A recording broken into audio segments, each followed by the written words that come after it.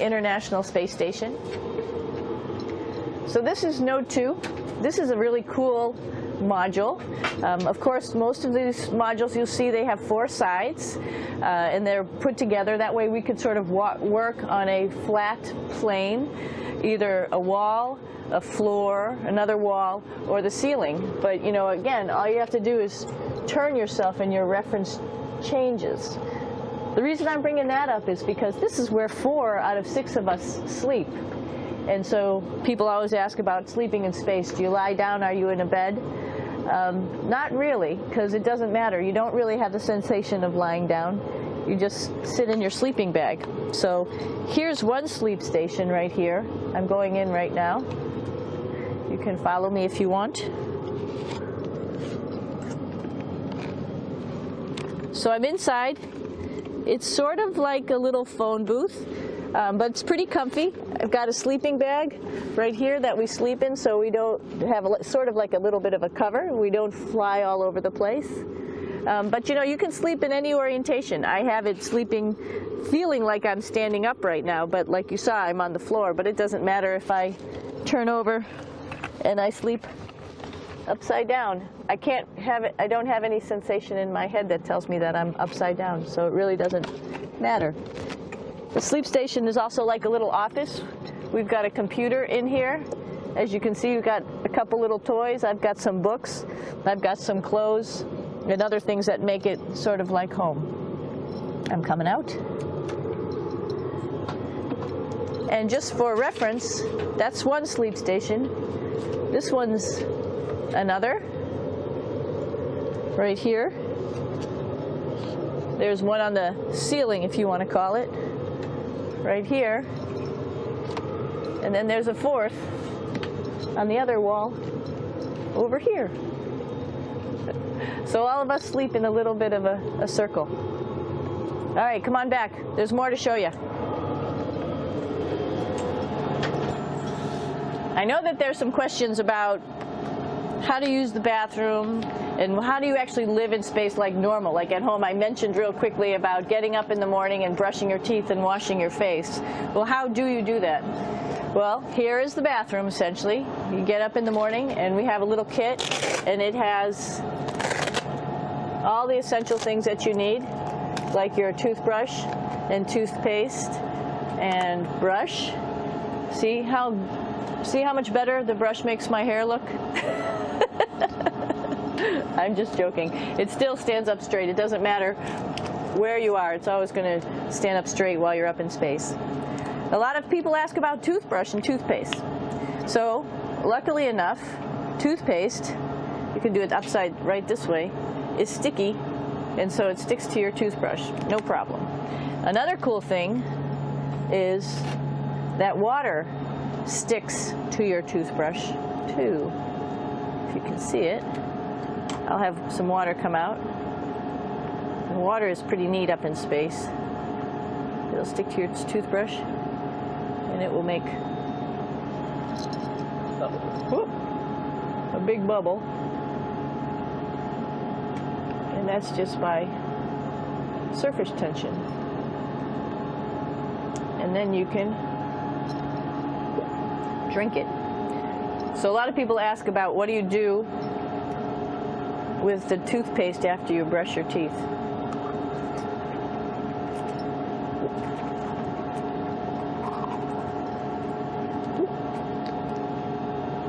Two options. Swallow it, and it's sort of like mouthwash, but it tastes a little gross. Or you can just spit it out in a paper towel, and then you don't have to worry about it. Swallowing thing I wouldn't recommend at home. I'm only up here for 4 months, so it's not that bad. One of the most pressing questions about living in space, of course, is the bathroom. So let's take a look at that little piece of work. Come on in.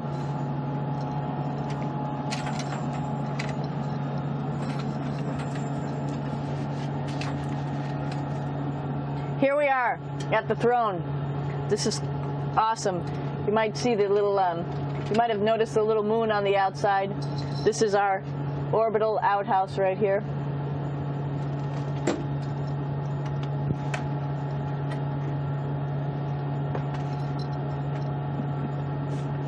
And of course, it serves for two functions. Number 2, right here. I'll show you. But you see it's pretty small, so you have to have pretty good aim, and you be ready to make sure things get let go the right direction. And it smells a little bit, so I'm closing it up. And that's, of course, for number 2. And this guy right here is for number 1. So they're sort of two slightly separate functions, but you can do a little, essentially both, by hanging on right here and doing number 1 and number 2. I might add it's color coded, so you really don't get it mixed up, which is nice. This is yellows for number 1. And of course, you do have your privacy. There's a little door, so other people know that you're in there. Here's a pretty cool place. This is sort of like in your house where everybody meets in the morning. After you wash your face, brush your teeth, you want to find something for breakfast. And this is our kitchen. You might notice there's all sorts of foods here. It's like opening the refrigerator. You got all your different stuff that you want to have: drinks, meats, eggs, vegetables, cereals, bread, snacks. And that's a good place. That's where you find all the candy. Side dishes, and then some little power bars just in case. So we have all this type of food. Some of it is dehydrated, and so we have to hydrate it, fill it up with water. Some of it is already made, and then all we have to do is heat it up. So something like this, I'm pulling out barbecued beef brisket. Pretty yummy. Not only is this food made in the U.S., but we also have food here from Japan. We've got Russian food. As you can see, all these red containers are filled with food that's from Russia. And then we get some of our specialty stuff, some things that we like, some of our favorite stuff that your family can send up. In fact, I like fluffernutters, and so I got sent up some fluff so I could make my fluffernutter with peanut butter. So you have a lot of food up here, no problem. Right behind me is actually the hatch that you go out into space. And right now we have it filled up with a couple other spacesuits because we've got 4 of them up here and some of our tools. But right behind here is the hatch in which you actually go right outside into the vacuum of space. The spacesuit is pretty big, as you can see. It's like being a football player. Part of the reason it's so big and bulky is because of this backside, this backpack. It's like going on a hike with a backpack, but the backpack and the suit weighs about 300 pounds. Luckily, in space, nothing really weighs anything, so you don't feel that it's so heavy. But we need to have such a big suit because that guy back there is essentially the heart of the spacecraft. I call this actually a spacecraft. It has all the oxygen for you. It has all the carbon dioxide removal system for you. It also has a heating and cooling system to make sure to regulate our body temperatures while we're outside. It also has a computer, so it tells you on a display here if there's anything that's going wrong with the suit, if we're running out of oxygen, if we have too much carbon dioxide, or any type of electrical problem. So it's a pretty awesome little spacecraft, and actually got to go out, use my little spacecraft a couple times, and it worked like a charm. Lucky that it works very nice. You might want to see what the helmet looks like. It's pretty cool too. We don't usually go out like this, so you usually can see when the helmet's open. So you can see what it looks like inside. Somebody's little head would be inside of here. So you can see, you can turn your head all the way around while you're inside of there, but the helmet stays still. So that's determines how far you could see. And it's usually pretty sunny out there, so we have to wear our sunglasses, and this is our sunglasses right here, which make you look pretty cool.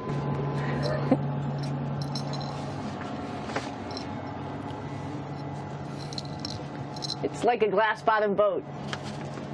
This is the cupola. It sticks down below the space station.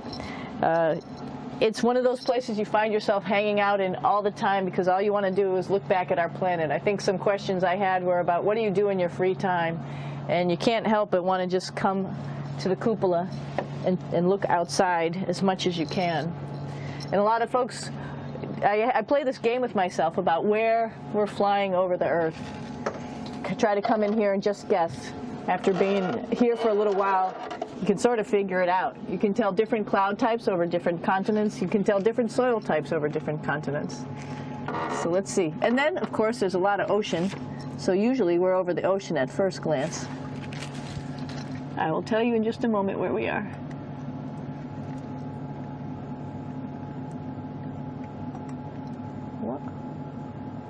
There we go. So right now we are right over Africa. It's a little bit cloudy, as you can tell, but we're right over the continent of Africa. Hey, what's that? I think that's a Soyuz spacecraft. That's the spacecraft that's taken us home to planet Earth today. Oh my gosh. We might have to go take a look at that. That's pretty cool. It's a little bit smaller than the rest of the spacecraft, the space station, so you'll see if we go there, it will be a little bit more crammed. But we're going, you can look all the way back to the back of the spacecraft, which is where the Russian segment is, and then you could look all the way forward to the front of the spacecraft, where the Japanese laboratory, the European laboratory, and the American laboratory are, and then back to the solar arrays where we started in this morning when we were looking out the Japanese window.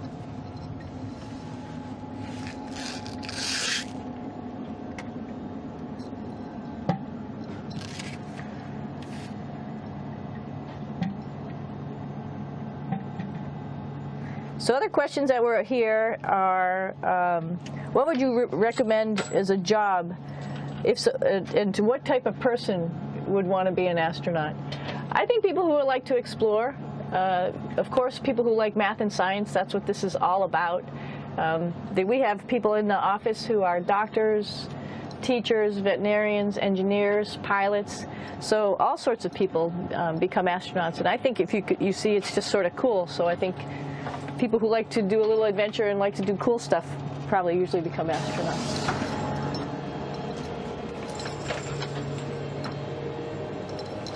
Hey, Aki, what are you doing down there? Crashing things. This is one of the cool things about space, too. It sort of looks like there's a big old hole here, but you don't even think twice about it. You can just jump over the hole, or if you want, you can go jump into the hole. I'm coming down. Woo!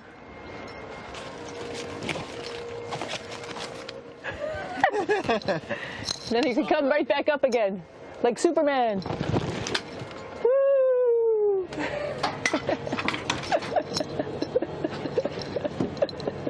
We're lucky we have a really cool big space station that you can fly around in. That's actually called the PMM. You might have saw it out the window. It's a big silver canister. What's really great about that is it's essentially our closet in our pantry or whatever you want to call it. We have extra food down there. We have extra clothes. We actually throw the trash out down there.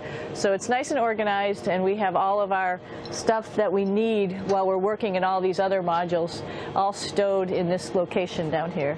And it's a lot of fun. Here we are to play in the heart of the space station, really. This is the service module. This is the central post. In case we had any problems, I know a couple of the questions were about what type of things do you have to worry about. And some of the things we have to worry about in space are fire. If we had a fire, if we had a depressurization, like we were hit by a micrometeorite and it made a hole, or if we had some type of toxic atmosphere. We use ammonia for our radiator, so there is a possibility that ammonia could come into the vehicle, and then it would be bad for all of us. If we have any of those problems, we come right here, which we call the central post. It is the main heart of the space station. It was also the first computers that came up here that ran the space station. And so behind this wall right here are these main computers. So we gather here as a group of 3 or 6 and then figure out how we're going to either fight the fire, patch the hole, or solve the toxic spill. And what's cool about this module, of course, it's the central post. It also has great windows right down toward Earth. It has controls to fly in visiting spacecraft if they need some assistance right here. It has Russian computers as well as American computers to help us control anything we need to on the space station. Coming down.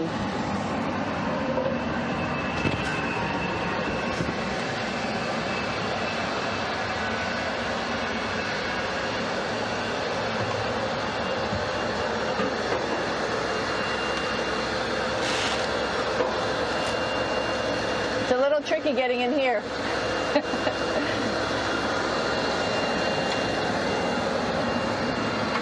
This is the docking probe right here, this big thing. This helps us connect to the spacecraft. This probe actually sticks into this cone, and that's how the spacecraft, our Soyuz, becomes connected to the ISS initially. That is then replaced by clamps, which are around here, that will allow the two spacecraft to be stuck together. And then you can remove the probe and the cone.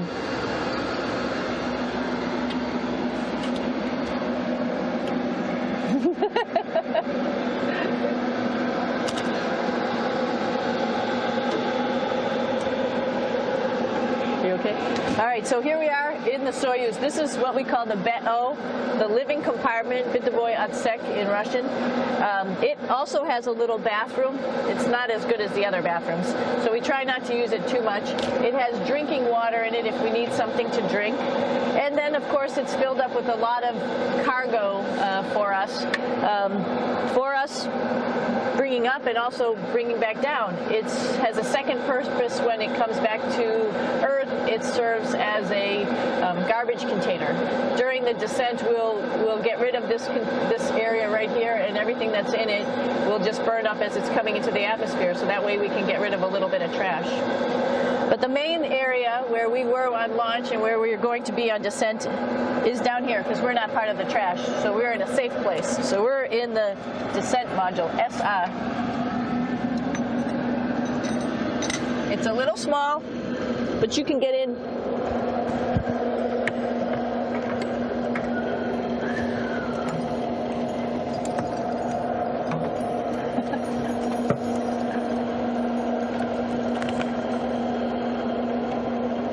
Not sure how well you could see in here. Hold on for a second. I'm going to turn it up this way, just so you could see the hatch, and you could see Kevin. It's a little bit small, but we'll come in and show you around. You coming in? Probably not. Okay.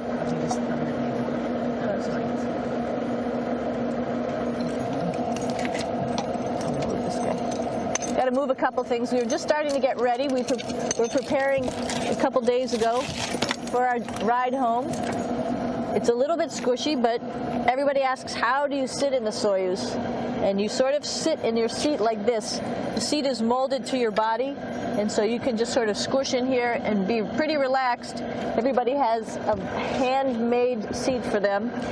And then, of course, there's a control panel, and that's where we do most of our actions and work right here. There's hand controllers, which you can fly the vehicle with, and there's a stick right here, primarily used for communications when we're trying to talk to the ground.